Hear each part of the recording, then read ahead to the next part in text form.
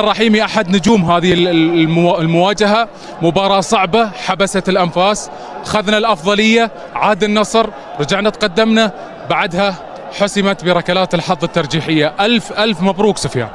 أول شيء الحمد لله، لا يوجد كلمات نوصف الحمد لله أن الفوز هذا لي أنا خاص.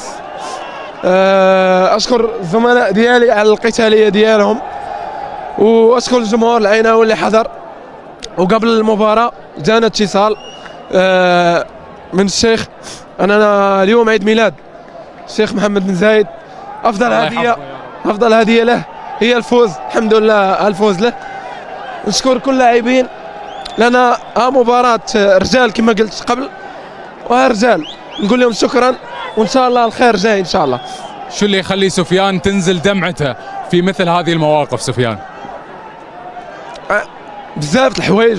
الحمد لله أنني فريق العين أعطاني ثقة، ولا الجماهير المغربية أنني نحضر في المباريات الكبيرة. وشكرا كل تاق سفيان، وإن شاء الله مازال الخير إن شاء الله.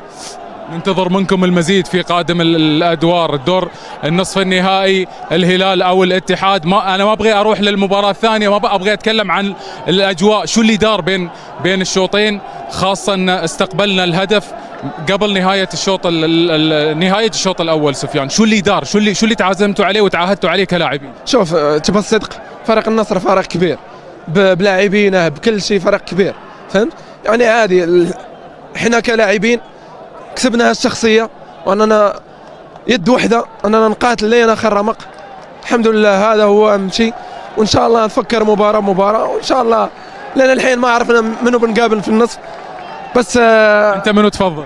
أي فريق، بس الكل فرق يعني نحترمهم، لا الاتحاد لا الهلال، فرق كبرى. بس اللي وصلنا له اليوم يعني والله الكلمات ما تطلع. ألف مبروك يا سفيان. بس أهم شيء أننا اشوف لي زانترفيو مال اللاعبين انها بتكون ريمونتادا. الحمد لله اتفقنا انها ما تكون ريمونتادا. الزعيم اذا حضر ما في ريمونتادا. حمسكم هذا التعليق من رونالدو؟ حمسنا خالد عيسى.